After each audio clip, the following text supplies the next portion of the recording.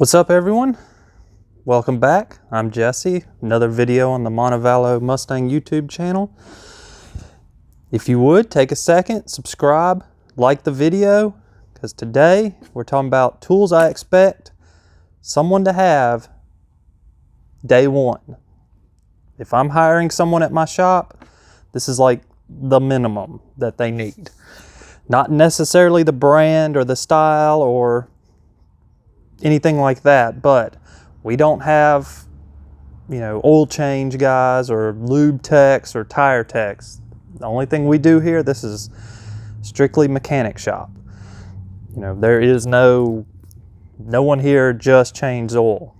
Everyone here does everything. Some things some guys don't do as well as others, but you're expected to at least be able to do water pumps, timing belts, the basics of mechanic work. I'm not expecting you to be able to, diagnose every single electrical issue or drivability issue, but you at least have to have the majority of the skills that any normal mechanic would have or technician. But anyway, let me just go through this. If you're just starting out, this isn't exactly the list for you. This would be more what you would have about a year in, maybe 2 years at the most. If you have a 2 years experience, and this is the setup you would really need for this. So the basics, we'll start 1/2-inch ratchet, some decent length. Doesn't have to be snap-on, just a good ratchet. 3/8, decent length on that. Some little puny little deal, it's not going to cut it. I mean, if you have more than one, wonderful, but this is just, like I said, the bare minimum. And then a 1/4-inch ratchet. Other things, inspection mirror. Gotta have it. I mean, if you don't have a mirror, like, how are you going to be able to see anything? Extendable magnet. Like, how do you live without that? Good spark plug socket. You can get by with something from the parts store or Amazon, but you gotta have a good spark plug socket. Pry bars are one of those things, like, you gotta have it. And I always would go for the better ones, like at least a Snap-on or Mayhew or something like that, because the little cheap Harbor Freight ones, those are gonna get you hurt. Test light. You're going to be testing fuses, wires, things like that.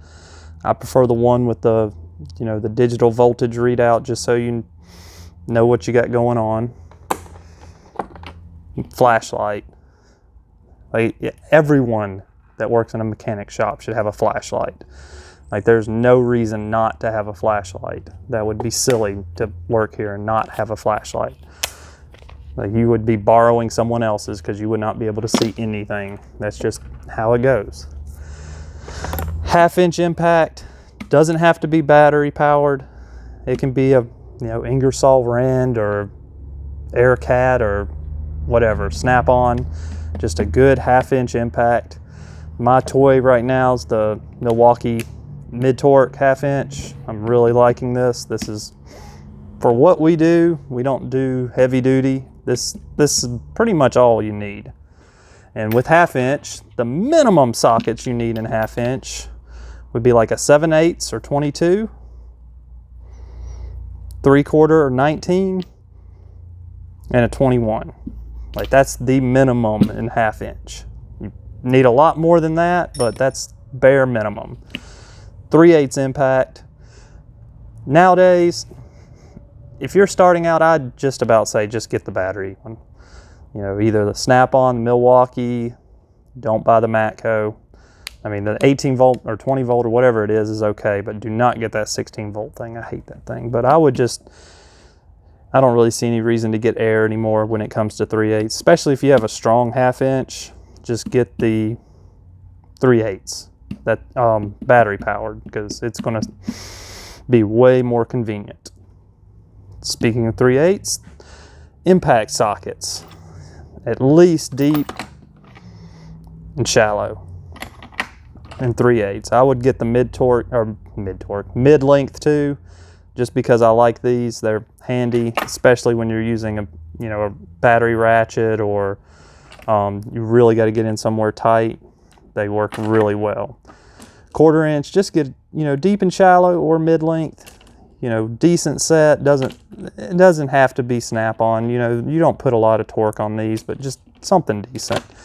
And just extensions. If you don't have extensions, that's silly, but any extensions will work. Impact extensions are great. Just whatever, doesn't matter, just as long as you have them. Need Torx, decent set of Torx. I like these heavy duty snap-on ones with the gold. They seem to hold up a little better. And of course some metric Allen sockets. And then rounding it off, if you don't have, I've got a couple other things here. Air chuck, pretty straightforward, just whatever, as long as you can check tire pressure. Decent screwdrivers, doesn't have to be snap-on. You can get some cheap ones. We don't really use them that much anymore. They're mostly just pry bars. And speaking of that, I would just get some bits. And you can do an impact driver or just a basic screw gun will work. This is way more handy than the ones you got to turn yourself. That's a way to save a whole lot of time. And of course, the last thing I would definitely recommend is a decent set of metric wrenches. You can get by without the standards for most jobs. I know there are some heavy duty diesel stuff that still require SAE, but metric's pretty much it. I've got a set of ratcheting ones. I don't really use the regular wrenches all that much. Usually it's ratcheting, but I got a set of 7 all the way to 19. And that's pretty much the wrenches I use all the time. I have some other ones, but for the most part, these new snap-on ones are so thin that you really don't need the standard combination ones. You can just get by with just these ratcheting. Just thought I'd make a quick video and just kind of breeze over everything. Like I said, this is pretty much the basic stuff I expect someone to have if they're interviewing for a job and I say, hey, do you have your own tools? This is the basic stuff. Like if you have less than this, you may not have 1 or 2 things, but if you don't have a 1/2 inch impact, what are we doing? Like that's not, or sockets, like if you don't have 3/8 sockets. So, and definitely you got to have a flashlight. Like there's a lot of things you can get away without, but a flashlight, you can't really get away without that. But anyway, I just thought I'd make that video real quick. Let me know in the comments what I'm missing, if you could think of anything else. Anyway, like the video, subscribe. I'm going to have videos every day this week, so check back. Very soon we're going to finish up the toolbox tour. I'm still moving things around, but once I get that finished, that video should be sometime this week. Until then, y'all have a good day.